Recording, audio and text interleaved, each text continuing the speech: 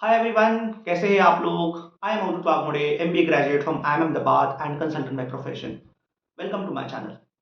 So yesterday was CAT examination, one of the most awaited exams for all the MBA aspirants in India. I've heard a lot of reviews from people saying that the exam was tough or saying it was easy. Slot 1, slot 2, slot 3, there was a different variation in terms of difficulty level across these slots, but nevertheless. First of all, congratulations to all of you. Now, why congratulations? Is because, see, you have covered a journey from the day you decided to prepare for CAT till the CAT exam day. This is not an easy journey, believe me. It requires a lot of hard work, a lot of determination, and a lot of sacrifice. You manage this entire journey by handling your job or by handling your studies if you're in final year.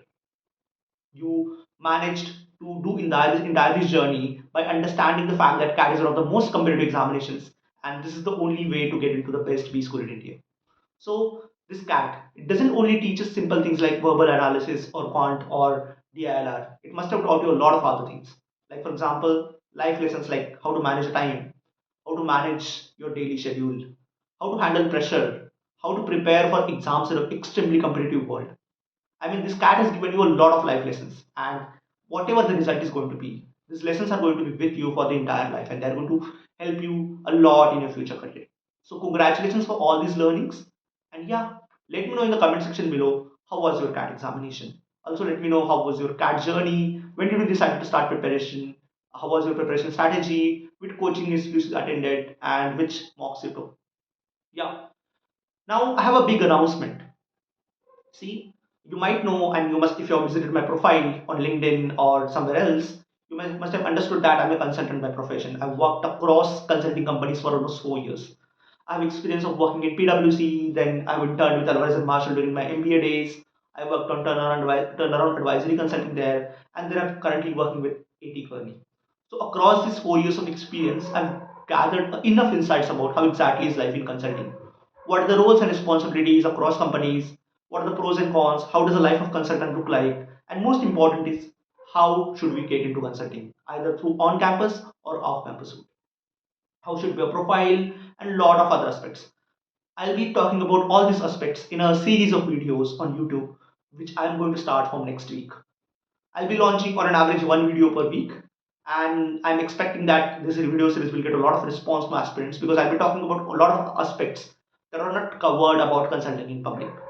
So yeah, please subscribe to the channel and keep yourself updated with the each video which is getting updated here. Yeah. So let's start with today's topic. So today's topic is basically what should you do after CAT examination. Now CAT is done and you have some free time. So what you should do depends a lot on your profile and how has been your CAT. But before we get into that, let me first tell you that take a break. You guys have worked really hard in the last 1-2 months. You must have put a lot of efforts because CAT बहुत पास आ रही थी and आप लोग preparation करे जा रहे थे. So you must have taken a lot of efforts in the last 1 to 2 months. So take a break and go for some trip or maybe go to relatives home, go to friends home, enjoy, do parties and all, whatever you want. Take some break because you need that and you deserve that.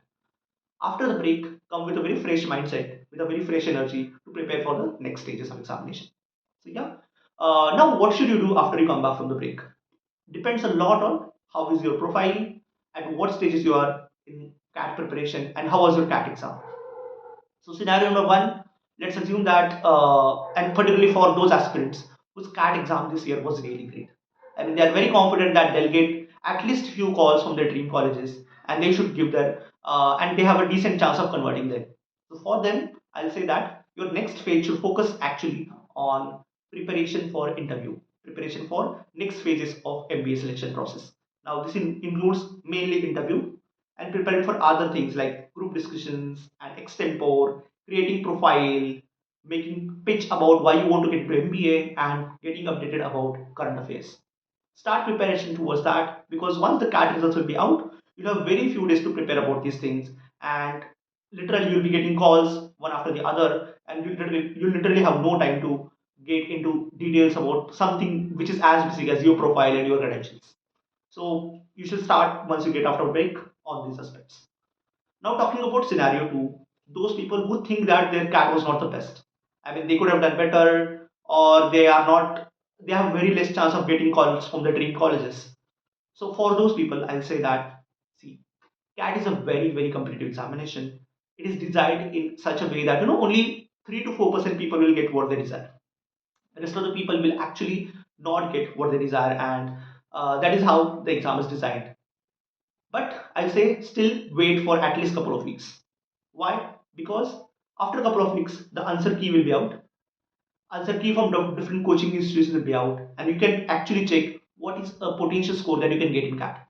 And basis, the different predictors which are calculated by different coaching institutions, again, basis, these are the marks and these are the potential percentiles, you'll get understanding key what is a likelihood of percentile I can get in the CAT examination this year. You can take call on the basis of that or what you should do ahead.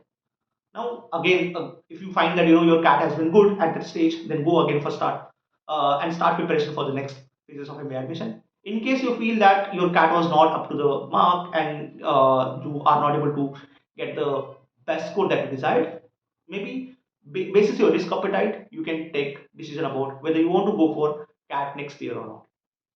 So I'll say wait for some time. Don't be very quick with the decision whether you want to go for next year CAT or not. Yeah. Now let's say you have decided that you want to go for next year CAT. I'll say it is very important for you to make sure that you are doing something full time along with your CAT preparation. I will strongly suggest not to take any gap here, because see, it's not about just getting into IIM. It's about also planning your long term career. Now, getting into IIM requires first of all good scoring card, and then second you have a good profile. You should have a good profile because you have to crack interview as well. Now, having a gap year on your resume looks really awkward when you go for interview and when you sit in front of panel and they ask you like, why, what have you done in this last 1 year or last 2 years? So I'll strongly suggest that take at least some certification course or internship, live project, or a part-time job along with your CAT preparation journey. Maybe you can start searching about it just after the break. Yeah, but make sure you have something along with it. This has multiple benefits. Benefit number one is basically you have a backup plan. You have a strong backup plan. In case CAT doesn't work out, you can always come back to this backup plan and you can start this as a full-time journey ahead. Second, you have some security in your mind. Okay, I have something good on my resume. In case I get into IIM, I have a good chance of presenting myself as a potential candidate for a company or for getting admission to a B school. And third thing is basically you understand the value of time, because when you work for 6 7 hours a day and you get rest 3 4 hours for preparation, you utilize them to the max potential. This increases your efficiency and this is really good in long term. So yeah, these are the benefits of taking a job or potential opportunity with internship and all that along with your CAT preparation. So maybe start finding opportunities once you are back from the break and all, and obviously after certain efforts you'll find something that is really worth doing. So yeah, that's about the plans that you should have after the CAT. And obviously, one last thing you should never forget is there are a couple of exams. For example, SNAP is there, XAT is there, and they are going to happen in December and January. Focus on those exams as well, because the colleges which give admission using these exams are also one of the top MBA schools in India, and you should not ignore these examinations once your CAT is done. So prepare for these exams. All the best. And yeah, keep tuned with this channel for more updates. I'll be getting more videos on how to prepare for interviews, VAT, and other selection processes that you have to follow once you start preparing for the next series of MBA admission. And I'll be getting a series on consulting as well from next week onwards. So keep tuned, and yeah, see you in the next video. Bye. Have a good day. Thank you so much.